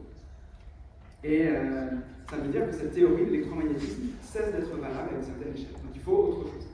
Heureusement, dans le moderne de physique, il y a l'unification électrofaible, dont je ne parle pas aujourd'hui, mais qui permet d'ajouter ça. Bon, et donc maintenant, juste, j'arrive quasiment à la fin. Là, c'est l'électromagnétisme. On voudrait faire tout le même truc, mais avec Young-Mills. Et alors là, on peut passer. La formule qu'on obtient ici pour G, c'est presque la même que celle qu'on obtient pour alpha. Si je la rends vert, elle est là. Vous voyez, la différence, c'est le préfacteur. Là, il y a un moins 2 sur 3pi. Et là, il y a un plus 2c. C, c'est une constante qu'il faut calculer. Alors, c'est une vraie constante. Et donc là, c'est un calcul. Alors, quand on fait la théorie quantique des champs en M2, en général, il y a un VM à un moment, et donc il faut calculer ce truc-là. C'est assez costaud, mais bon, c'est un exercice de niveau, disons, bon M2 maintenant. À l'époque, évidemment, la première fois qu'on l'a fait, c'était tellement extraordinaire ce truc-là que ça a pris assez longtemps à être fait. Mais finalement, la valeur a été trouvée. Et donc la valeur, c'est ça, c'est 11n moins 2n. Qu'est-ce que c'est n? N, c'est si on prend Young-Mills avec un groupe de SUN, et nf, c'est le nombre de fermions chargés, en gros le nombre de quarks. Et tout dépend, vous voyez, l'allure de ça grandit ou baisse, tout dépend du signe de cette quantité. C'est pour ça que c'était hyper important d'avoir les facteurs. Vous voyez, le 11 qui apparaît et le 2. Donc le rapport 11,5, c'est ça qui contrôle toute la physique de la force. Et si vous prenez SU3, n égale 3, et que vous prenez les nombres de saveurs qui existent, alors j'en ai parlé que de 3, j'ai dit up, down et étrange. En fait, on sait maintenant qu'il y en a 6. Donc il y a en plus de ça, il y a charme, bottom et top, il y en a 6. Et si vous mettez nf égale 6, ça fait 11 fois 3 moins 2 fois 6. Et donc ça c'est positif. Il y a un signe plus et positif. Pour l'électromagnétisme, il y avait un signe moins. Et donc ça va tout changer. Puisque c'est ce qui contrôle le truc à Saint-Justin. Donc déjà on voit que pour comme je dis, pour le modèle standard, c'est ça. Si on met 0, donc la théorie de Young-Mills, c'est quand nf égale 0, il n'y a pas de non. Évidemment, c'est aussi positif. Par contre, vous voyez que si nf était suffisamment grand, si ça devient plus grand que 33 divisé par 2, alors ça change. Donc là, le monde ne pourrait pas exister s'il y avait plus de saveurs, enfin, plus que 33,5 saveurs.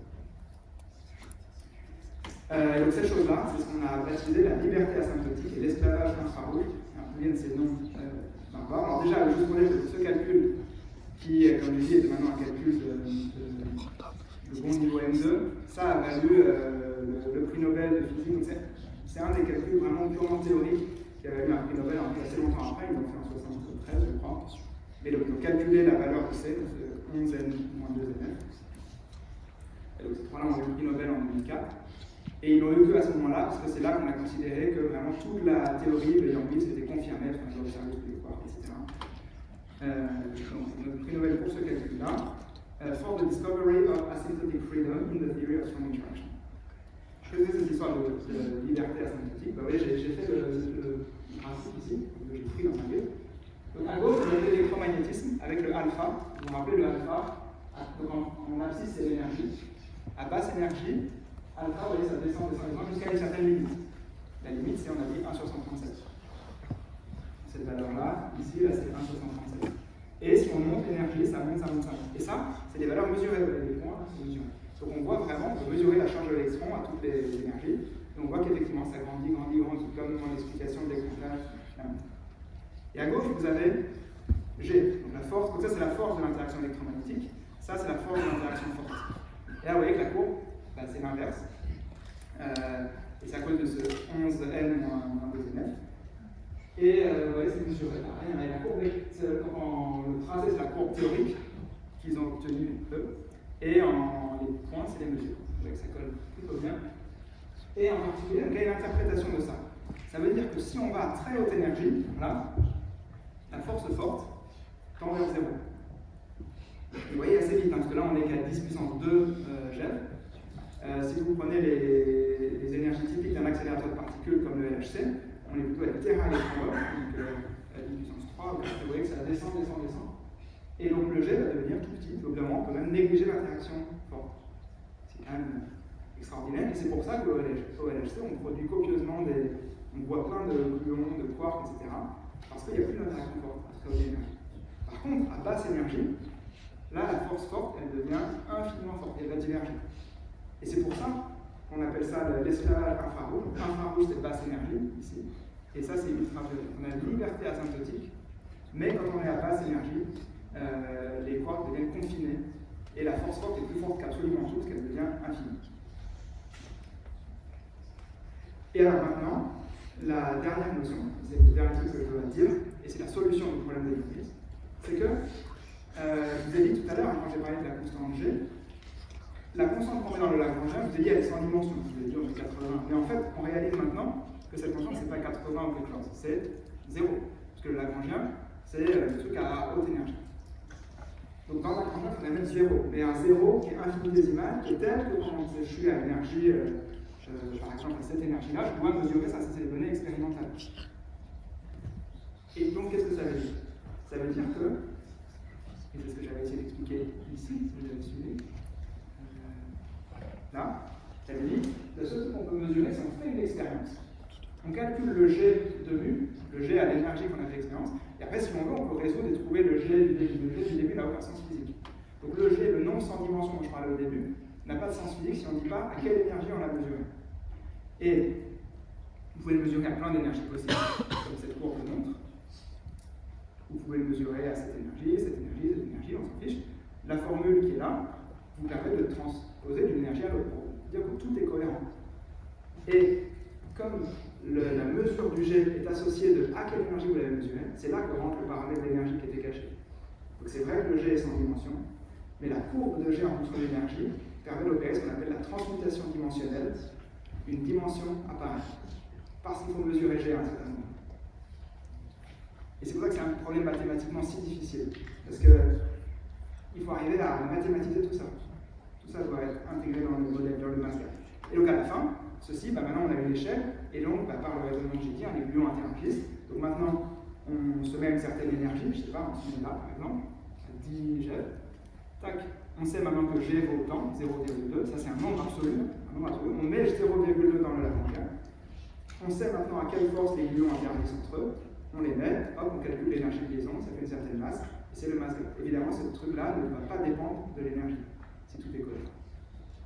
Et c'est le cas. Donc voilà, j'ai remis le dessin du début. Donc les gluons forment ce qu'on appelle des boules de glu, des glue balls. Ça c'est clair, ça colle et ça fait des boules. Et la plus petite, il y en a une qui est la plus légère de toutes. Et cette plus légère, elle a une certaine masse, et cette masse, c'est le masque.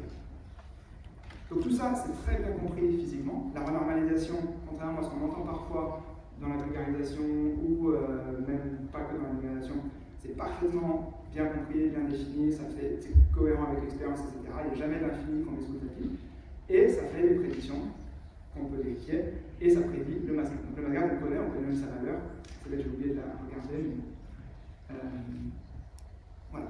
Et donc finalement, qu'est-ce qui reste à prouver? Et là, j'ai vraiment très peu de slides. C'était juste pour montrer que la théorie quantique des champs, en principe, ce qu'il faut, c'est formaliser ces trucs-là. Je ne vais pas détailler. Il y a une mesure, une intégrale de chemin, et mathématiquement, c'est extrêmement compliqué. C'est pour ça que prouver l'existence de Young-Mills, c'est déjà un défi extraordinaire. Et ensuite, il faut, je me rappelle dans l'énoncé, il y avait, il faut prouver que ça satisfait des axiomes, etc. Ces axiomes, c'est il faut qu'il y ait, construire un espace de l'univers avec un bon produit scalaire, etc. Un état fondamental de vide qui est invariant de 0, qui est invariant de Lorentz, etc. Construire les corrélations.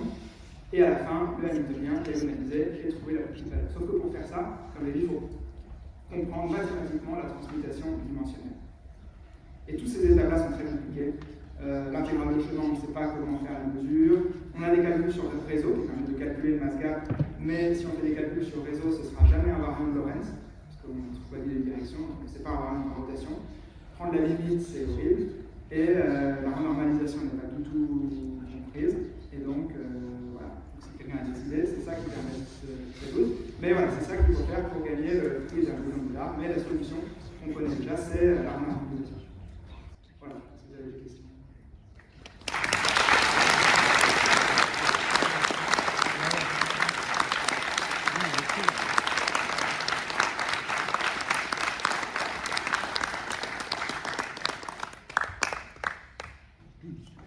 Très bien, merci beaucoup M. Congé pour l'exposé. Et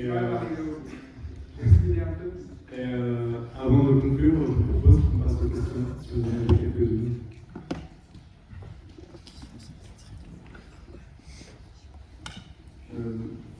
Est-ce qu'on est d'accord qu'on ne peut pas mesurer expérimentalement la valeur de l'énergie quantique du vide?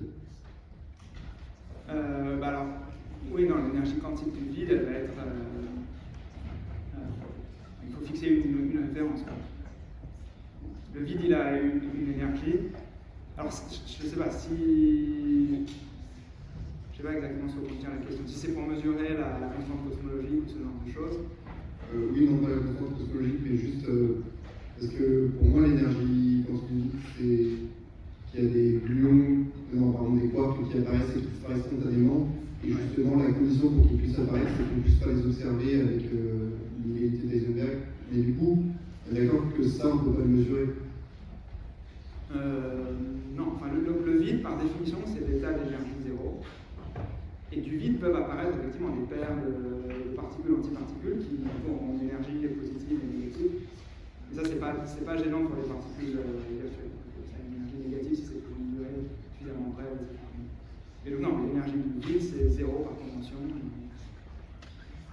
Et on peut trouver l'énergie, ou alors on peut dire que c'est E si on veut. Dans ce cas, l'énergie du plus petit état excité au-dessus du vide, ce sera E plus delta et plus delta. Du coup, comment on sait que ça existe exactement? À commencer quand le vide existe. Parce qu'on ne peut pas le mesurer, le mass gap. Ah si, on peut le mesurer. On observe les... Donc, alors, je ne vais pas dire Young-Mills, ce n'est pas la théorie du monde réel. Puisque Young-Mills, c'est que la théorie, il n'y a que des gluons. Si on était dans une théorie de Young-Mills, on pourrait la mesurer, on prendrait juste les particules, on regarde la plus légère, c'est ça le mass gap. Dans le monde réel, la théorie c'est Young-Mills plus les quarks, etc. Et donc le mass gap. Donc s'il n'y avait pas d'électromagnétisme, parce qu'évidemment dans le monde réel il n'y a pas de mass gap puisqu'il y a des photons, mais si on imagine un monde qui est décrit par tout le monde réel sauf qu'on enlève l'électromagnétisme, alors le mass gap ce serait la masse de la particule la plus légère. Donc ce serait probablement la masse du pion qu'on a vu tout à l'heure. Le mass gap c'est la masse du pion. Et donc quand on fait les calculs sur réseau et tout ça, il nous donne une valeur de masse qui est de l'ordre de la masse du pion.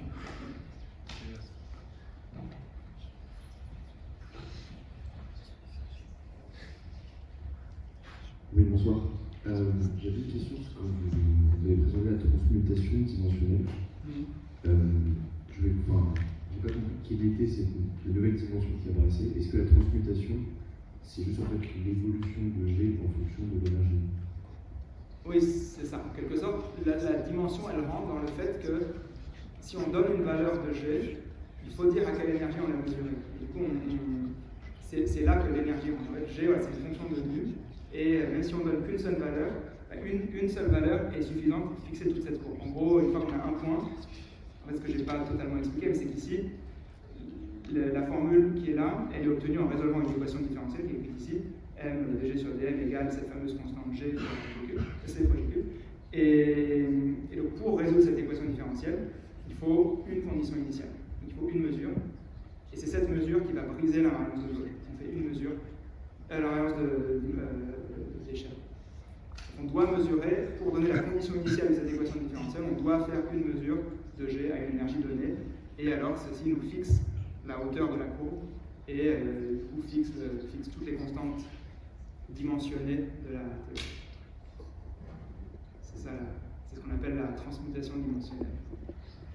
Quand on dit transmutation dimensionnelle, la dimension c'est l'énergie. La dimension c'est l'énergie.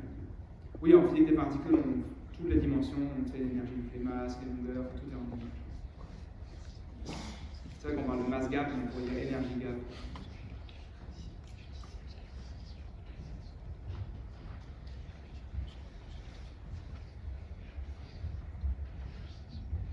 Bonsoir, merci pour la présentation. J'ai une question sur quand vous parlez de la construction des obtus.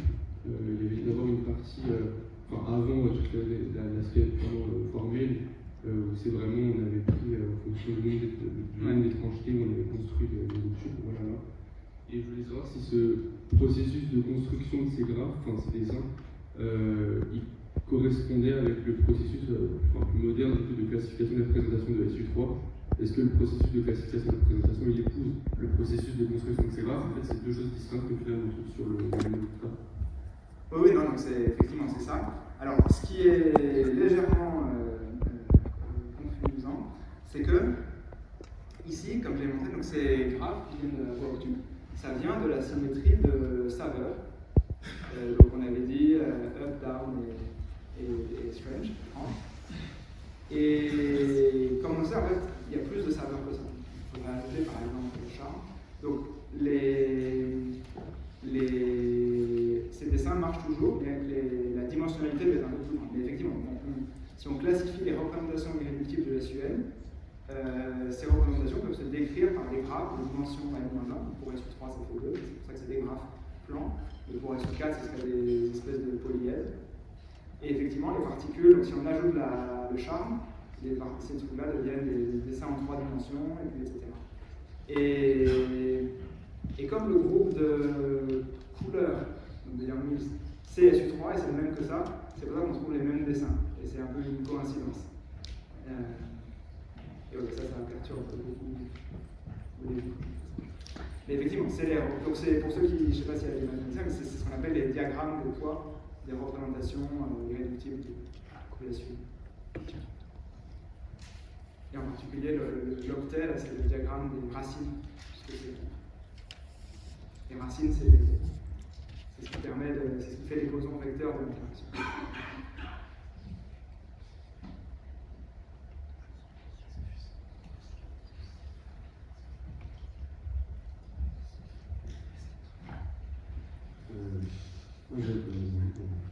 J'avais une question.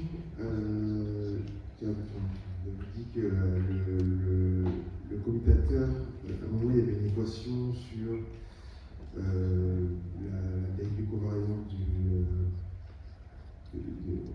quantique, voilà, ça, il y avait le commutateur. Vous avez dit que si on était en QED, le G serait égal à 0. Est-ce que c'est plutôt que le commutateur AMU avec AMU serait égal à 0 plutôt? C'est-à-dire que effectivement, ce terme-là fait 0 sous commute et le groupe 1. Et effectivement, le G dans cette équation-là, si j'ai dit que G est 0, c'est effectivement là où on mettrait la charge. On mettrait la charge de l'électron ici.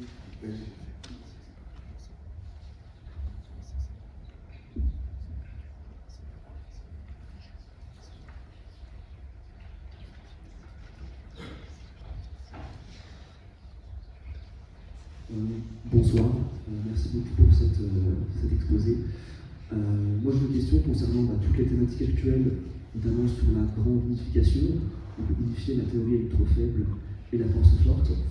Du coup, ma question, c'est que là, on vient de voir que ces deux théories sont substantiellement différentes parce qu'on a d'un côté la force électrofaible où il n'y a pas de mass gap et la théorie interaction forte avec un mass gap. Et du coup, en quoi cette différence-là, ça pose, quel enjeu ça pose pour unifier ces deux-là dans le cadre d'une théorie de la grande unification, par exemple l'univers primordial. Donc, c'est quoi votre regard sur cette notion-là? Alors, c'est une question compliquée. Déjà, effectivement, l'unification électrofaible, c'est ce qui permet de sortir du problème. J'ai mentionné là où je disais qu'il y avait un pôle dans la valeur de la charge d'électron. Ici, voilà. Et donc ce problème, il est résolu par l'interaction faible, par l'unification électrofaible. Et donc dans l'unification électrofaible, il se trouve que donc toutes les constantes de force se comportent comme celles de la force forte. Donc les deux, il y a vraiment liberté asymptotique pour les deux. Donc de ce point de vue-là, il y aurait un mass gap s'il n'y avait pas quelque chose qui brisait le mécanisme de Higgs. Maintenant, d'une certaine façon, déjà à ce niveau-là, on est déjà dans le domaine où il y a un mass gap, si vous pouvez dire ça.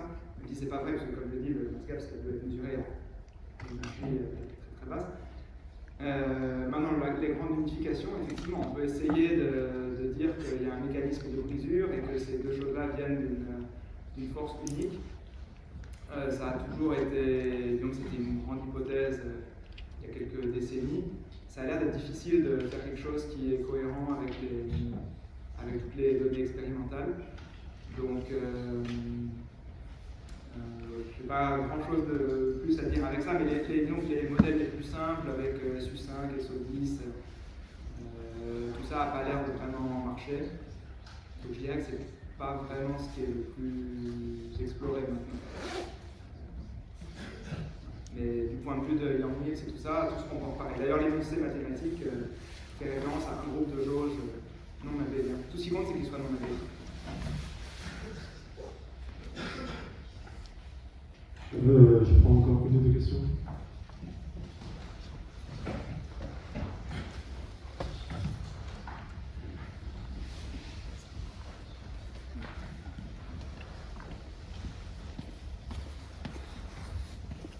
Oui, alors bonjour. Il y aura une petite question par rapport aux Hamiltoniens et au Lagrange écrit. Qu'est-ce qui permet de différencier les mesures intermédiaires, les interactions, parce qu'il y en a plusieurs, il n'y en a pas qu'un.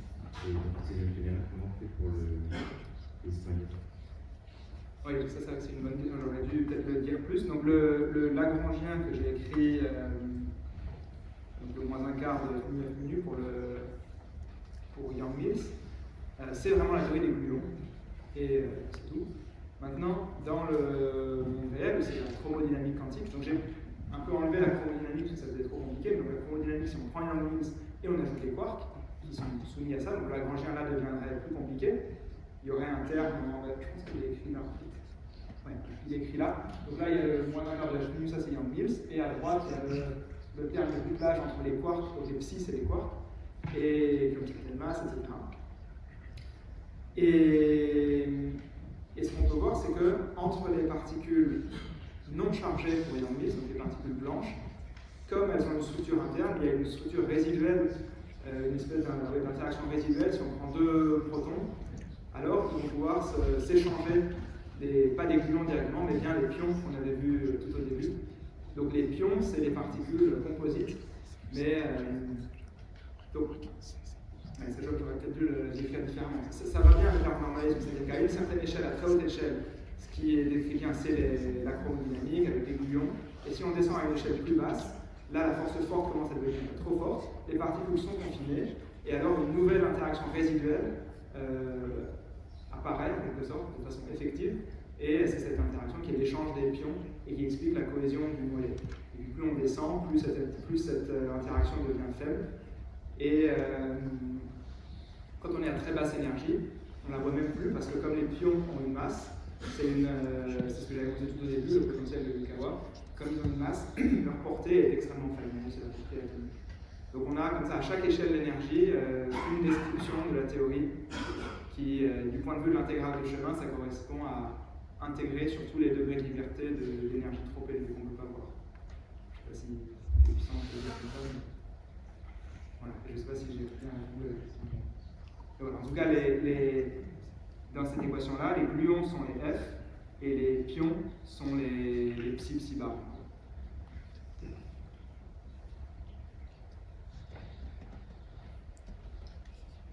Encore une question ou... Il y avait,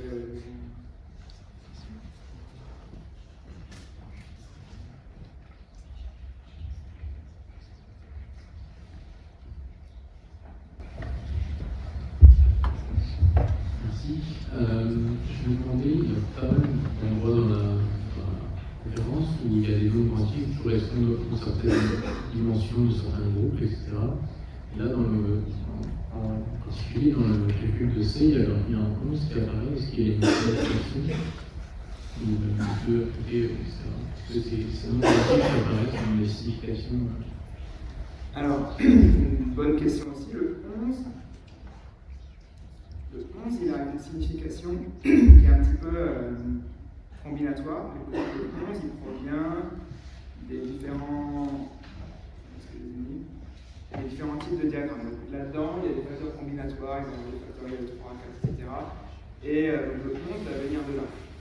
Là où ça dépend du groupe, c'est plutôt dans les autres termes. Je vais revenir jusque-là.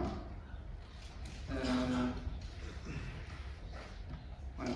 Là, on a 11n moins 2nf. On pourrait se demander d'où vient le n et le nf. Par exemple, là, je l'ai fait pour SUN. Si on remplace ça par un autre groupe, par exemple, on met SON ou autre chose, c'est ces nombres-là qui vont faire. C'est n va être remplacé par autre chose et le 2nf va être remplacé par autre chose. Et ça, effectivement, ça a un sens algébrique, qui est ce qu'on appelle l'indice de Dynkin des représentations.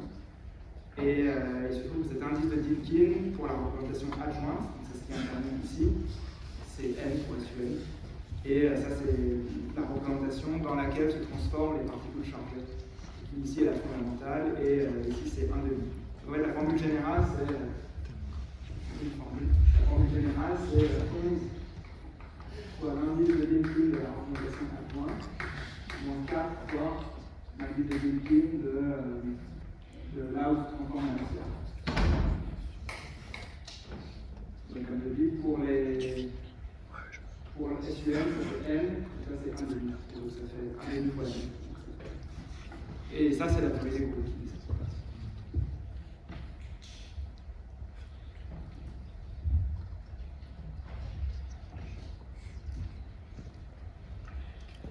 D'autres questions? Plus de questions?